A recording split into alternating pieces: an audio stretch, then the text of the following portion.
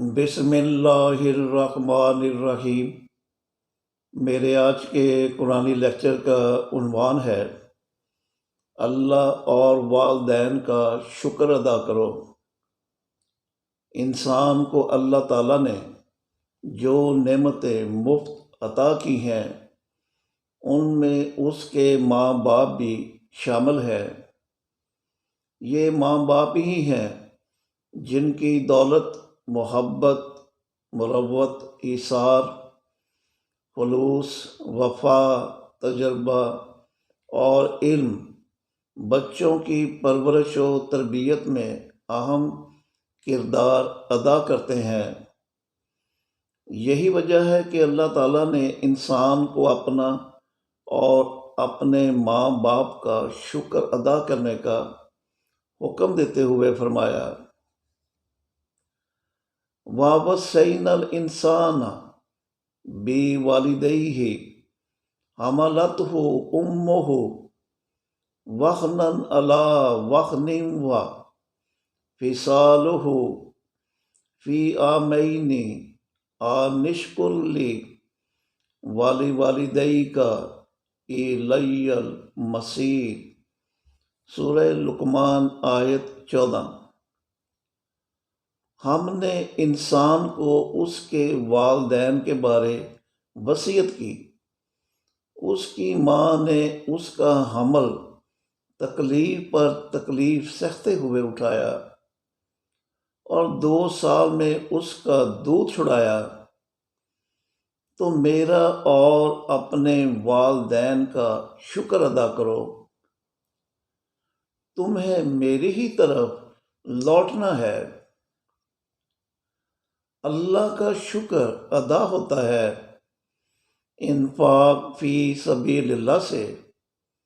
اور ماں باپ کا شکر ادا ہوتا ہے ان کی پرورش، خدمت اور عزت سے۔ چنانچہ جو سعادت مند بیٹے ہیں وہ اللہ سے اپنے شکر گزار ہونے کی توفیق طلب کرتے ہیں، کہ جسے قرآن نے سورہ احقاف کی آیات 15 تا 17 میں کچھ یوں بیان فرمایا، ہم نے انسان کو وصیت کی کہ اپنے والدین کے ساتھ احسان یعنی معاشی بھلائی کرے۔ اس کی ماں نے اس کا حمل ناگواری میں اٹھایا اور پھر اسے ناگواری میں جنا۔ حمل اٹھانا اور دودھ چھڑانا 2.5 برس میں ہوتا ہے، یہاں تک کہ بچہ جب اپنی جوانی کو پہنچتا ہے اور 40 برس کا ہو جاتا ہے تو عرض کرتا ہے، اے میرے رب، مجھے توفیق دے کہ میں شکر ادا کروں تیری نعمت کا جو تو نے مجھ پر اور میرے والدین پر انعام کی،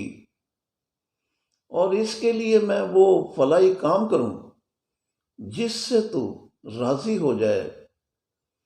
اور میرے لیے میری اولاد میں اصلاح کر دے۔ بے شک میں تیری طرف لوٹ آیا اور میں مسلمانوں میں سے ہوں۔ یہی لوگ ہیں جن کے احسن یعنی معاشی بھلائی والے کام ہم قبول کرتے ہیں اور ان کی خطاؤں سے درگزر کرتے ہیں، اور یہ جنت والوں میں ہوں گے اس سچے وعدے کے مطابق جو انہیں دیا جاتا رہا۔ اس کے برعکس جس بچہ نے اپنے والدین سے کہا، اف، میں تم سے بیزار ہوں، کیا مجھے یہ وعدہ دیتے ہو کہ پھر سے زندہ کیا جاؤں گا، حالانکہ بہت سی بستیاں مجھ سے پہلے گزر چکی ہیں۔ جب کہ والدین اللہ کی دہائی دے دے کر کہتے ہیں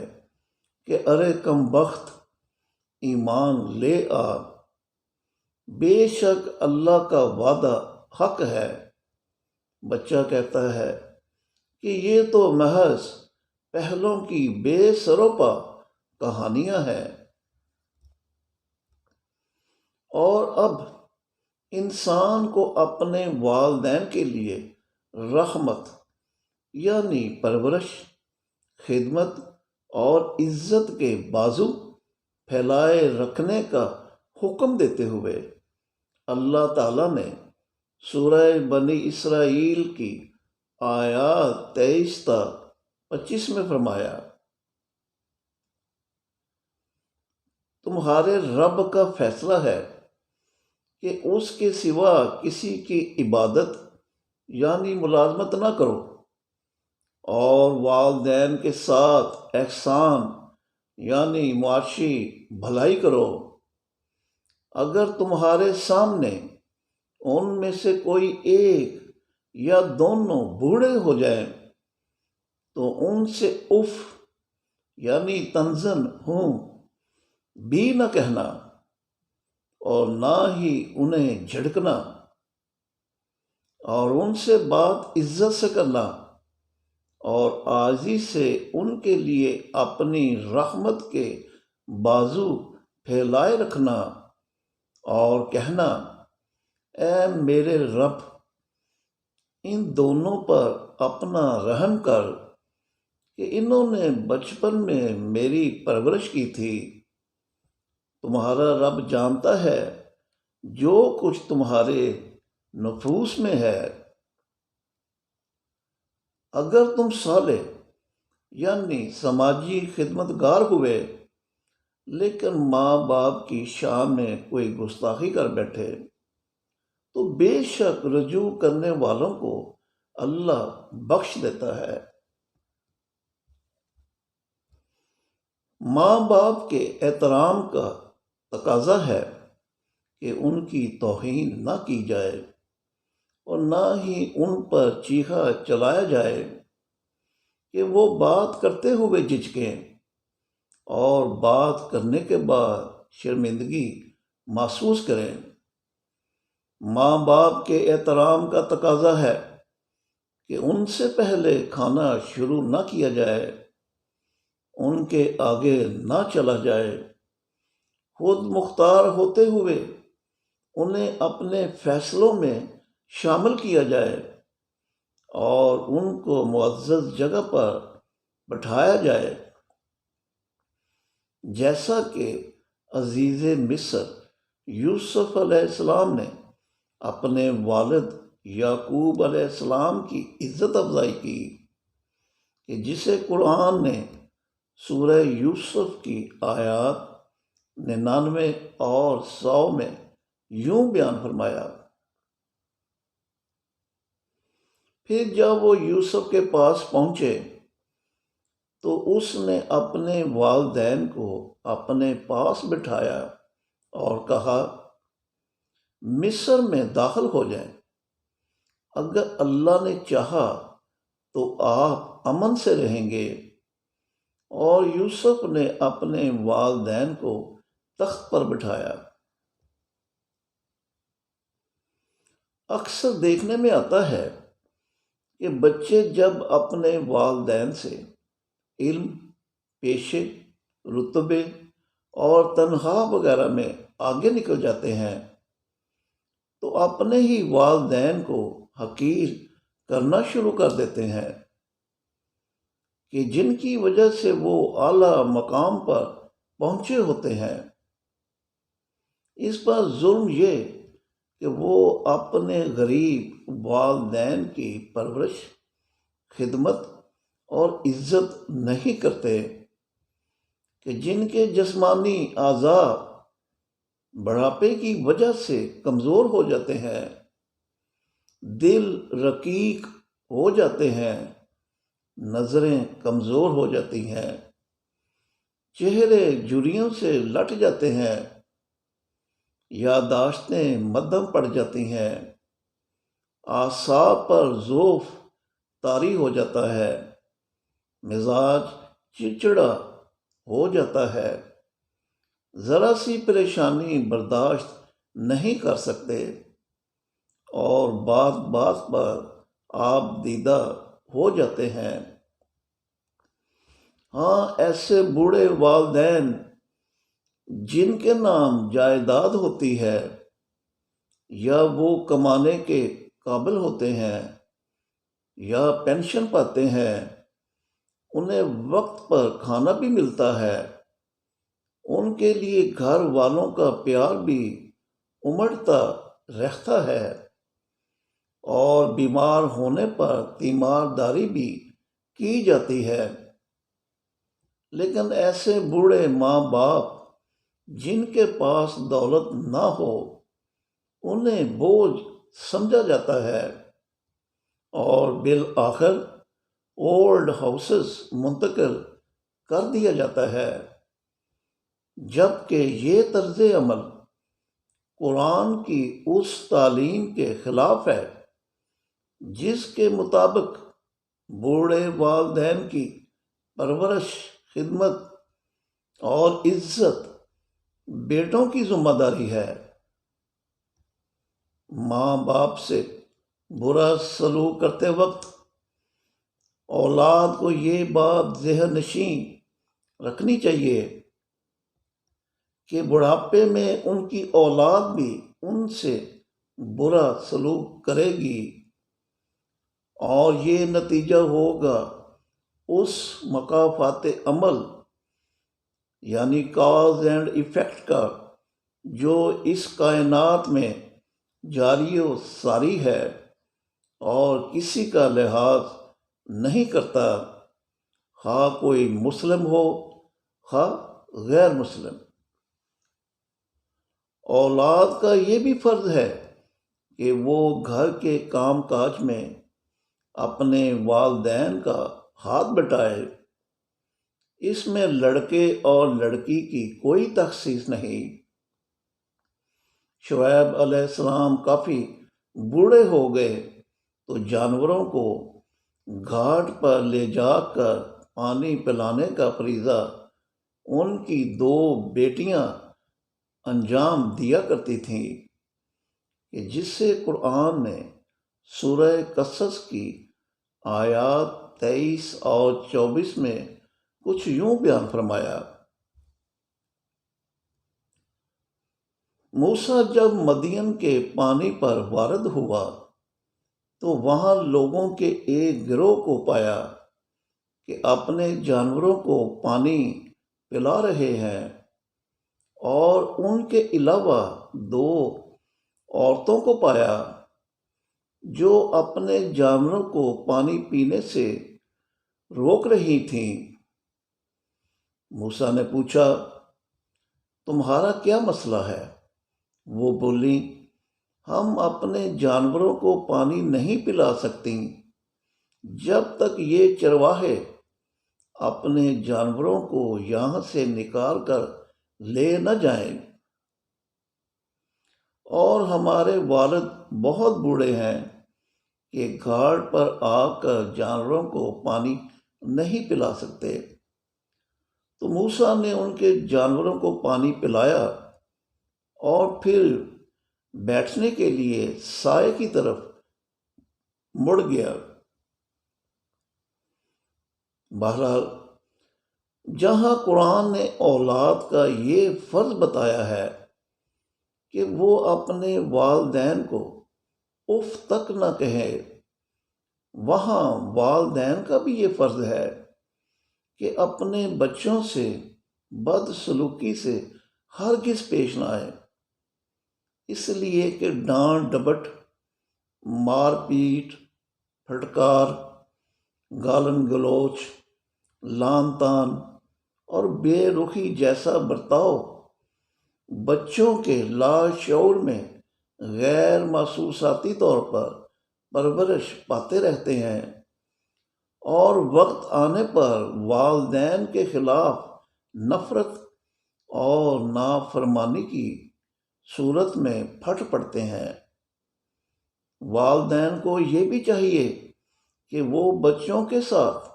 ایسا امتیازی سلوک ہرگز روا نہ رکھیں کہ جس سے دوسرے بچوں کی حق تلفی ہوتی ہو اور وہ پھر مستقبل میں ان کے معاشی، سماجی اور اخلاقی حقوق تلف کرنے لگ جائیں۔ قرآن میں ہے کہ یوسف علیہ السلام سے ان کے والد یعقوب علیہ السلام کے پیار کو جب یوسف کے سوتیلے بھائی اپنے طور پر امتیازی سلوک سمجھ بیٹھے تو ان میں حسد و رقابت کی آگ بھڑک اٹھی اور انہوں نے یوسف کو اندھیرے کنویں میں پھینک دیا کہ گھر واپس نہ جا سکے۔ چنانچہ اس اندوناک واقعہ کو قرآن نے سورہ یوسف کی آیات 8 تا 10 میں کچھ یوں بیان کیا۔ جب یوسف کے سوتیلے بھائی بولے، ہمارے باپ یعنی یعقوب کو یوسف اور اس کا بھائی یعنی بنیامین ہم سے زیادہ پیارے ہیں، حالانکہ ہمارا پورا ایک جتھا ہے، یقیناً ہمارا باپ کھلی گمراہی میں ہے، بس بہتر ہے کہ یوسف کو قتل کر دیں یا زمین میں کہیں دور پھینک آئیں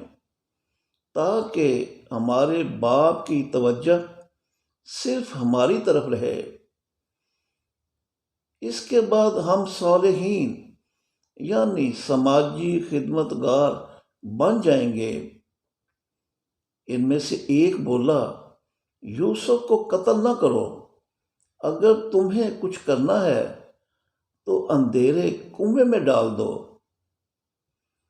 کوئی آتا جاتا قافلہ اس کو نکال کر لے جائے گا۔ بہرحال حق پرست اولاد کا یہ بھی فرض ہے کہ اگر وہ اپنے والدین کو کسی قسم کی پرستش میں مبتلا دیکھیں تو انہیں اس سے منع کرے، جیسے ابراہیم علیہ السلام نے اپنے والد آزر کو مورتیوں کی پرستش سے منع کیا تھا، یہ کہہ کر وَإِذْ قَالَ إِبْرَاهِيمُ لِأَبِيهِ آزَرَ أَتَتَّخِذُ أَصْنَامًا آلِهَةً إِنِّي أَرَاكَ وَقَوْمَكَ فی ضلال مبین۔ سورہ انعام آیت 74۔ اور جب ابراہیم نے اپنے باپ آزر سے کہا، کیوں تم مورتیوں کو اپنا الہ مانتے ہو؟ بے شک میں تمہیں اور تمہاری قوم کو کھلی گمراہی یعنی پرستش میں دیکھتا ہوں۔ اور اگر مشرک والدین اپنی اولاد کو بھی مشرکانہ پرستش کے لیے کہیں تو حق پرست اولاد کو چاہیے کہ ایسا کرنے سے صاف انکار کر دے کہ اس انکار کا حکم اس سے اللہ نے دیا ہے۔ سورہ لقمان کی آیات 13 تا 15 میں یہ کہہ کر، اور جب لقمان نے اپنے بیٹے کو نصیحت کرتے ہوئے کہا، اللہ کے ساتھ کسی کو شریک یعنی شراکت دار نہ کرنا، بے شک شرک بہت بڑا ظلم ہے۔ ہم نے انسان کو اس کے والدین کے بارے وصیت کی، اس کی ماں نے اس کا حمل اٹھایا تکلیف پر تکلیف سہتے ہوئے، اور 2 سال میں اس کا دودھ چھڑایا، تو میرا اور اپنے والدین کا شکر ادا کرو، تمہیں میری ہی طرف لوٹنا ہے۔ اور اگر وہ تم پر زور ڈالیں کہ کسی یعنی پرستش فروش مذہبی پیشوا وغیرہ کو میرا شریک یعنی میرے شکر میں شراکت دار کرو کہ جس کی اصلیت بارے خود تمہیں کچھ علم نہیں، تو ان کی بات ہرگز نہ ماننا۔ ہاں، دنیا میں ان کے ساتھ معروف یعنی ملکی آئین و قانون کے مطابق زندگی بسر کرنا اور اس شخص کا اتباع کرنا جس کا رجوع میری طرف ہو، پھر تمہیں میری ہی طرف لوٹنا ہے تو میں تمہیں بتا دوں گا جو عمل تم کیا کرتے تھے۔ اور اگر پرستش نہ کرنے پر حق پرست بچے کو اس کے والدین اپنے گھر سے نکل جانے کا کہیں، تو حق پرست بچے کو چاہیے کہ وہ ابراہیم علیہ السلام کے اسوہ پر عمل کرتے ہوئے بغیر کسی لڑائی جھگڑے کے ان کے گھر سے چلا جائے، کہ جن کے متعلق قرآن نے سورہ مریم کی آیات 41 تا 50 میں فرمایا، اس کتاب میں ابراہیم کا ذکر کرو، بے شک وہ سچا نبی تھا۔ جب اس نے اپنے باپ سے کہا، اے میرے ابا، کیوں ایسے بتوں کی تابع داری کرتے ہو جو نہ سن سکتے ہیں، نہ دیکھ سکتے ہیں، اور نہ ہی تجھے کچھ غنی یعنی مالدار کر سکتے ہیں؟ اے میرے ابا، بے شک میرے پاس علم میں سے وہ آیا ہے جو تمہارے پاس نہیں آیا، تو میرا اتباع کر، میں تجھے سیدھے راستے یعنی صراط مستقیم کی ہدایت یعنی صلاۃ اور انفاق فی سبیل اللہ دوں گا۔ اے میرے ابا، شیطان یعنی پرستش فروش مذہبی پیشوا کی تابع داری نہ کر، بے شک شیطان تو رحمان کا نافرمان ہے۔ اے میرے ابا، بے شک میں خوف زدہ ہوں کہ تجھے رحمان سے عذاب چھوئے اور تو شیطان کا سرپرست بن جائے۔ باپ بولا، اے ابراہیم، کیا تم میرے الہوں یعنی بتوں سے برگشتہ ہو؟ یاد رکھ، اگر تو باز نہ آیا تو میں تجھے سنسار کر دوں گا۔ اب تو عرصہ دراز کے لیے مجھ سے الگ ہو جا۔ ابراہیم نے کہا، اے میرے ابا، تجھ پر سلام ہو، میں تمہارے لیے اپنے رب سے مغفرت طلب کروں گا، بے شک وہ مجھ پر بڑا مہربان ہے۔ میں نے تمہیں چھوڑا اور انہیں بھی جن کو تم اللہ کو چھوڑ کر پکارتے ہو، میں تو اپنے رب کو ہی پکارتا ہوں۔ امید ہے کہ اپنے رب کو پکار کر میں نامراد نہ رہوں گا۔ پھر جب ابراہیم الگ ہو گئے ان سے اور ان کے معبودان پرستش سے، تو ہم نے انہیں اس کے صلہ میں اسحاق یعنی بیٹا اور یعقوب یعنی پوتا عطا فرمایا، اور ان دونوں کو نبی بنایا اور ان پر اپنی رحمت نچھاور کی، اور ان کے لیے سچی زبان بنائی کہ ان کی تعریف کرے۔ والدین سے علیحدگی کا مطلب یہ ہرگز نہیں کہ انسان ان کا بدخواہ اور دشمن بن جائے، بلکہ والدین کا اپنے بچوں پر اتنا زیادہ حق ہے کہ اگر والدین کی زندگی ہی میں کسی صاحب جائیداد بیٹے کی موت کا وقت قریب آ جائے تو اس سے حکمراں اللہ نے حکم دیا ہے کہ والدین کے لیے اپنی جائیداد میں مناسب وصیت کر جائے تاکہ وہ اپنی زندگی کے باقی دن بآسانی پورے کر سکیں۔ کتب علیکم اذا حضر احدکم الموت ان ترک خیرا الوصیۃ للوالدین والاقربین بالمعروف حقا علی المتقین، سورہ بقرہ آیت 180۔ تم پر فرض ہوا کہ جب تم میں سے کسی کی موت آ جائے اور وہ ترکہ چھوڑ رہا ہو تو اپنے والدین اور رشتہ داروں کے لیے معروف یعنی ملکی آئین و قانون کے مطابق وصیت کر جائے۔ ایسا کرنا متقین پر حق ہے۔ اور والدین جب وفات پا جائیں تو اولاد کو پھر اللہ سے ان کے لیے دعائے مغفرت کرنی چاہیے۔ چنانچہ نوح علیہ السلام نے اپنے فوت شدہ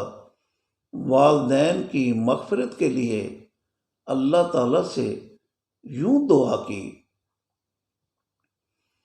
رب اغفر لی والی والدی ولمن دخل بیتی مؤمنا للمؤمنین والمؤمنات ولا تزد الظالمین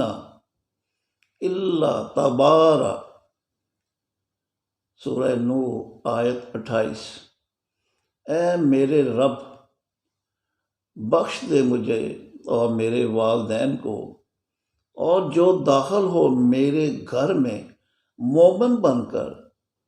اور مومن عورتوں اور مردوں کو بھی بخش دے، اور ظالموں کی تباہی و بربادی میں اضافہ کر۔ اور ابراہیم علیہ السلام نے اپنے والدین کی مغفرت کے لیے اللہ تعالیٰ سے یوں دعا کی: ربنا اغفر لی والی والدی